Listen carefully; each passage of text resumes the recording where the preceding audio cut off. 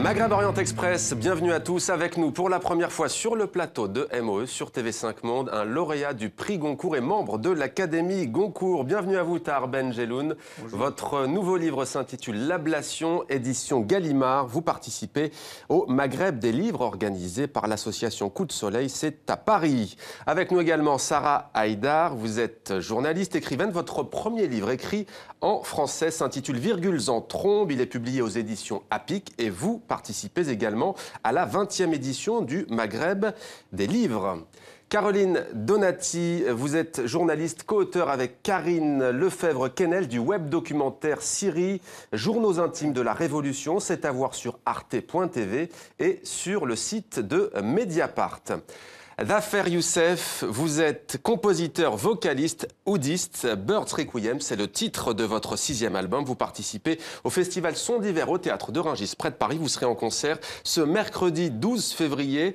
Et après ce que l'on va entendre, beaucoup seront déçus car c'est déjà complet. On va écouter sans plus tarder 39's Guley, un extrait donc de cet album. Regardez.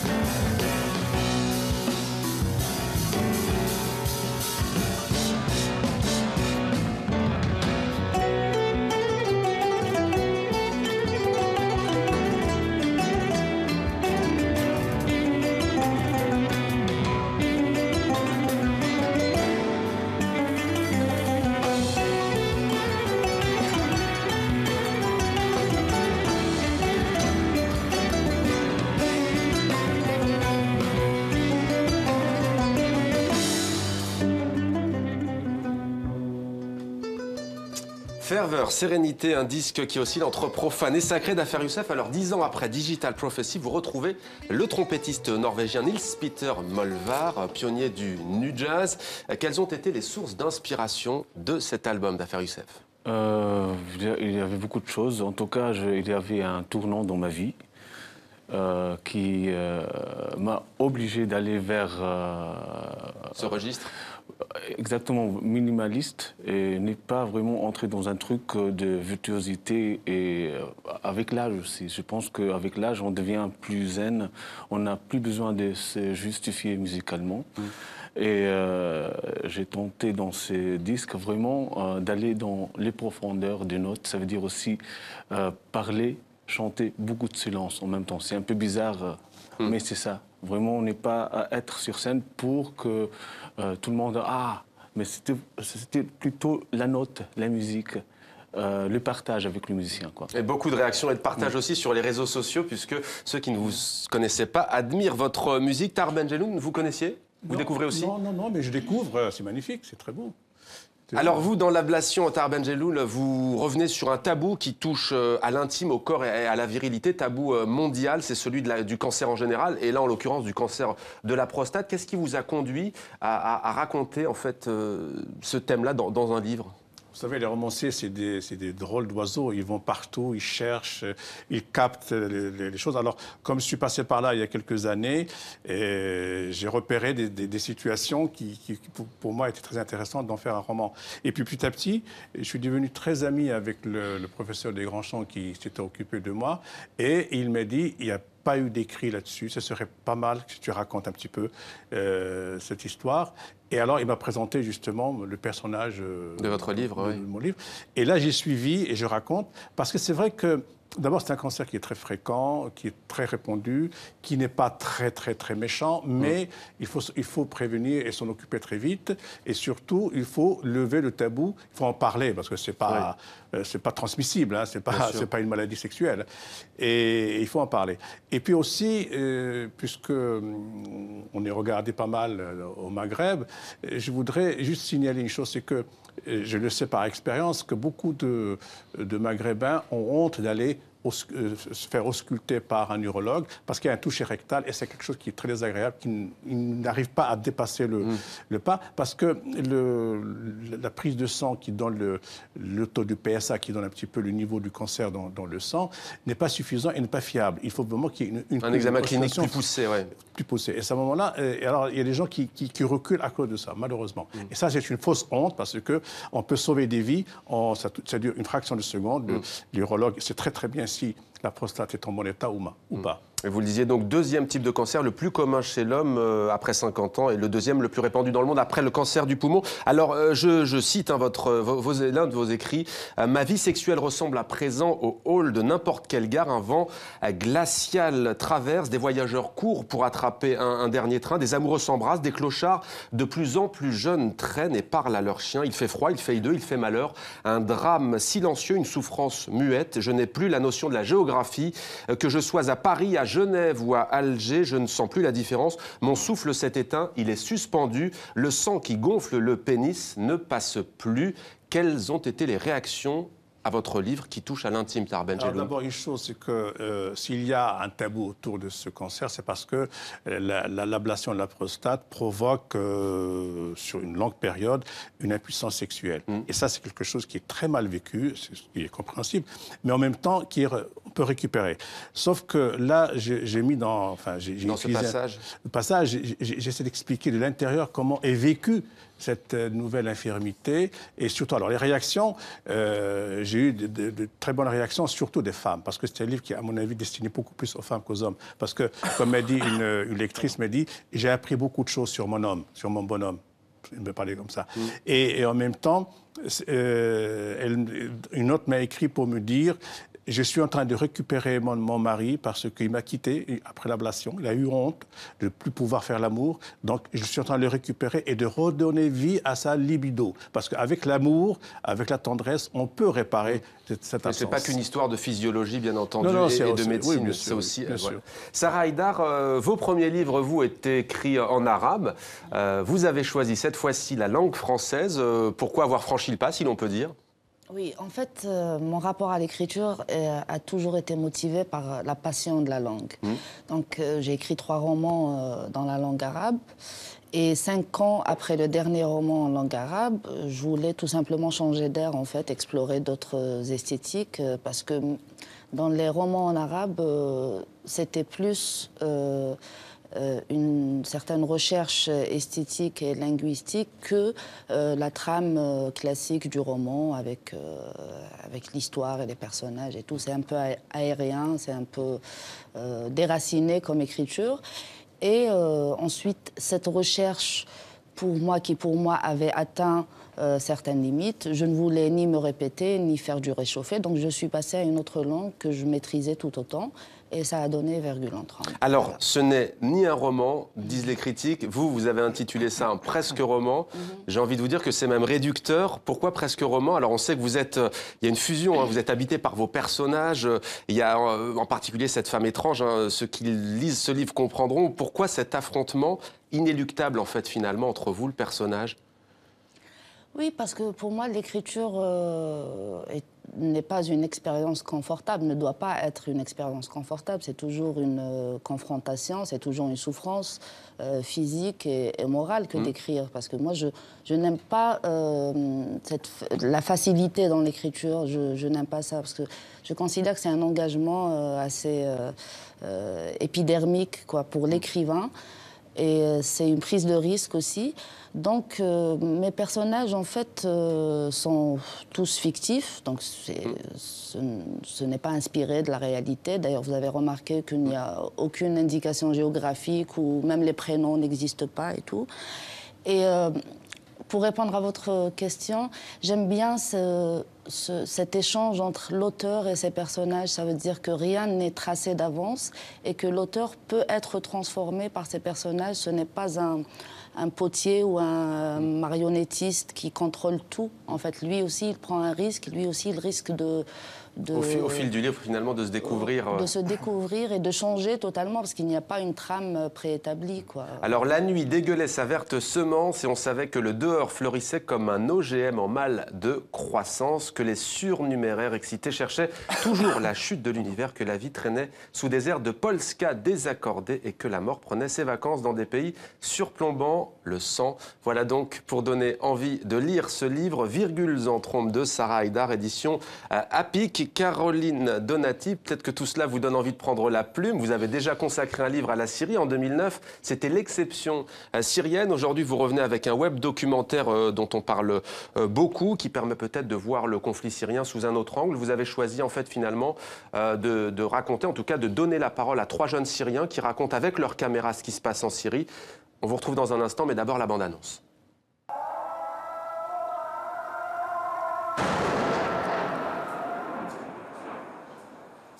الناس استيقظت صباحا ولقت مئات من الجثث ميتة لأنه نايمة. Là, je prépare parce que je suis obligé de partir, je suis très en retard. Alors, parce qu'on a une réunion avec le Conseil national.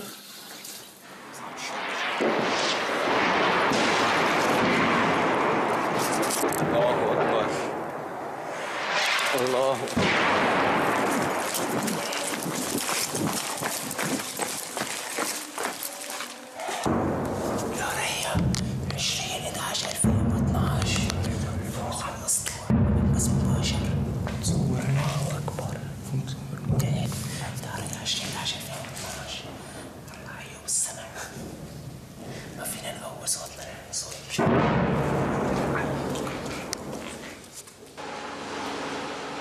ما ظل حدا يا حسرة، أغلب الناس راحت ماتت يعني.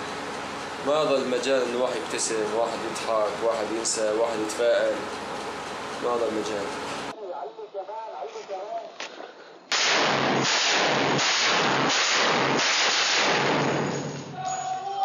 بدنا نضطر حاليا نسكر الكاميرا لعدة أسباب. هاي تقريبا جانب من الاشتباكات اللي نقلناها. Syrie, journaux intimes de la Révolution de Caroline Donati, produit par Emmanuel Barraud de DKB Productions et conçu par Stéphane Léon. Alors comment est-ce que vous avez pris contact avec ces 3 jeunes Syriens? Alors je connaissais de longue date Oussama Shorbagy, que l'on voit là dans la bande-annonce. Il fait partie d'un mouvement de non-violence, le groupe de Daraya, qui a commencé ses activités à la fin des années 90. Et donc je l'ai suivi pour aussi couvrir donc, le soulèvement syrien. J'étais en contact avec lui. Et toute l'idée de ce web documentaire était de comment rendre compte du combat de ces jeunes Syriens qui sont à la pointe de la mobilisation et qui est un combat qui est complètement occulté, brouillé par l'évolution de la situation, par des logiques guerrières, des enjeux stratégiques. Et donc, on voulait rendre compte avec Karine Lefebvre de la réalité de cet engagement et de redonner une dimension humaine. Et donc, on a réfléchi avec Oussama Shorbagy et Karine comment faire. Et donc, on est arrivé à cette idée-là de confier des caméras à des jeunes de l'intérieur. Et ils ne sont pas masqués, ils sont à visage découvert. Est-ce qu'il n'y a pas un risque? Je sais qu'on vous pose souvent la question. Oui, mais c'est une question qui est fondamentale et qui a été très difficile, enfin, qui a été au cœur de notre préoccupation. Ça a été notre préoccupation première. Oussama, il n'y a pas de problème. Majid Abdelnour, qui est déjà correspondant pour la région d'Alep, donc il apparaît à visage découvert sur les télévisions. Et ensuite, Amer, au départ, voulait apparaître masqué. Et puis là, au moment de la diffusion, il a dit non, j'y vais à visage découvert. Vous êtes en contact avec eux aujourd'hui? Est-ce qu'ils continuent leur travail? Ils continuent leur travail, oui. En fait, on a commencé donc ce travail-là, enfin eux, parce que ce sont eux les auteurs de ces films, depuis novembre 2012. Et toute l'idée est de continuer encore pendant une année et chaque semaine de fournir de nouvelles vidéos. C'est pour ça qu'on parle de journal intime, c'est la révolution un peu au jour le jour. C'est un point de vue au jour le jour. Tahar Benjelloun, vous ne tarissez pas d'éloges sur la Tunisie. On va y venir. Situation diamétralement opposée, 3 ans après le début des soulèvements méditerranéens. Quel regard portez-vous sur la Syrie ? Non, mais c'est le plus grand scandale de ces derniers temps, parce que nous avons affaire à un groupe de mafieux, présidé par Bachar al-Assad, fils d'un grand criminel. Hafez, son père, est un grand criminel. Il a tué 20 000 personnes en une seule nuit à Hama. Et lui, il veut faire mieux que son père. Et il le fait en toute simplicité, tranquillité, et avec l'appui et le soutien et même la stratégie de Poutine, de l'Iran, de Hezbollah. Et il paraît même qu'il y a des mercenaires iraniens qui sont sur le terrain, des mercenaires russes aussi. Ça, peut-être que... Oui. Alors Bachar al-Assad dit lui qu'en face, il y a des groupes djihadistes aussi qui veulent instaurer un État islamique. Les gens n'ont pas su, c'est que tout a été planifié par Poutine, qui a eu une stratégie fantastique d'infiltrer les rebelles qui étaient laïcs pour la démocratie, les infiltrer par des extrémistes religieux pour salir cette révolution. Ça a très bien marché. Ensuite, la grande idée géniale de Poutine, c'est l'histoire des armes chimiques. Le fait d'avoir fait sortir cette histoire des armes chimiques a fait oublier vraiment les armes conventionnelles qui ont tué 120 000 personnes jusqu'à les armes chimiques. Et après, Bachar est paru comme un saint, comme quelqu'un finalement qu'il faut soutenir. Et les négociations à Genève ne donneront rien parce qu'il est en position de force, parce qu'on ne se bat pas contre une seule personne, on se bat contre 3 pays au moins, l'Iran, la Russie, la Chine de loin, et puis évidemment... Caroline Donati. Oui, on combat contre des enjeux géostratégiques. Hein. Donc c'est pour ça qu'on a vraiment voulu, je crois qu'il faut réinsister. Nous, on ne nie pas la réalité du conflit aujourd'hui. On ne nie pas la présence de djihadistes, de radicaux affiliés à Al-Qaïda, Daesh. Et Majid en témoigne particulièrement, puisqu'il a été la cible d'une attaque... comme on peut le voir sur son dernier film de cette semaine. Mais justement, face à tous ces enjeux, cette abdication de la communauté internationale, je crois qu'il est fondamental de donner la parole à ces jeunes et d'avoir un récit collectif pour l'histoire. Alors sur la Tunisie, Tahar Benjelloun, vous dites les printemps arabes, entre guillemets, récoltent les premiers fruits finalement. C'est la Tunisie qui donne l'exemple. L'arbre du printemps arabe tunisien a donné cette constitution magnifique, extraordinaire, unique dans le monde arabe et le monde musulman, parce qu'il y a d'abord la liberté de conscience, qui est fondamentale, il y a l'égalité homme-femme, et puis il y a toute cette modernité qui s'insère dans le tissu tunisien, qui vient de loin, parce que Bourguiba, quand même, a fait beaucoup pour la laïcité dans ce pays, pour l'égalité aussi des hommes et des femmes. Et maintenant, que le peuple tunisien applaudisse cette constitution, c'est formidable. Maintenant, il faut être vigilant, parce que tout n'est pas gagné, parce qu'il y a des résistances, il y a des salafistes qui tuent, qui s'insurgent tout le temps, qui essaient un peu de retarder l'évolution et l'entrée dans la modernité de ce pays. Zafer Youssef, alors il fait plus froid à Paris qu'à Vienne, c'est ça? Vous vivez un peu en Autriche? Bon voilà, je vous excuse parce que bien entendu vous avez mal à la gorge et vous êtes malade, mais merci à vous d'avoir participé à MOE. Et ce n'est pas fini. Quand même un mot, pas de politique, vous me disiez, vous suivez tout ça de très loin depuis 3 ans, vous vous concentrez sur votre musique. En tout cas, je ne me sens pas dans mon élément parce que là je suis en train du côté des avis. C'est ça mon problème avec la politique, quoi. Ouais. Mais tout de même, sur la Tunisie, vous trouvez que c'est logique que finalement on érige la Tunisie aujourd'hui comme un modèle, un laboratoire pour tous les pays de la région? Je ne vais pas parler de ça, je vais parler simplement de ce que je viens d'entendre, parler de la politique sur un plateau. Moi, je suis musicien, j'adore parler de la musique, de l'art et tout ça. Mais là, je me sens dans un truc où je ne suis pas dans mon élément. Du coup, j'écoute des choses qui me dérangent. Ouais. Parce que si on parle d'un tyran comme Bachar al-Assad, vous voulez dire? Il faut parler aussi de l'autre côté, quoi. On l'a fait, je l'ai fait aussitôt, vous avez remarqué, l'affaire Youssef. Et pour moi, Tahar Benjelloun, c'est une inspiration. Je voulais aller un peu dans l'art plutôt. J'ai vécu à Vienne longtemps, 13 ans, et une des inspirations, c'était ces grands messieurs-là. Et lorsque je les vois, j'ai l'impression Il a l'âge de mon père, mais j'ai l'impression que c'est mon grand-père. Il a le même visage, tout le temps, je le regarde et je me dis impressionnant.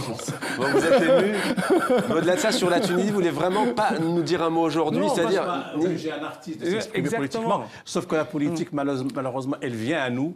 Artiste ou pas, je suis d'accord. et qu'elle s'occupe de nous aussi. Je suis d'accord, c'est idiot de ne pas parler politique, mais je préfère faire la politique pas sur le plateau.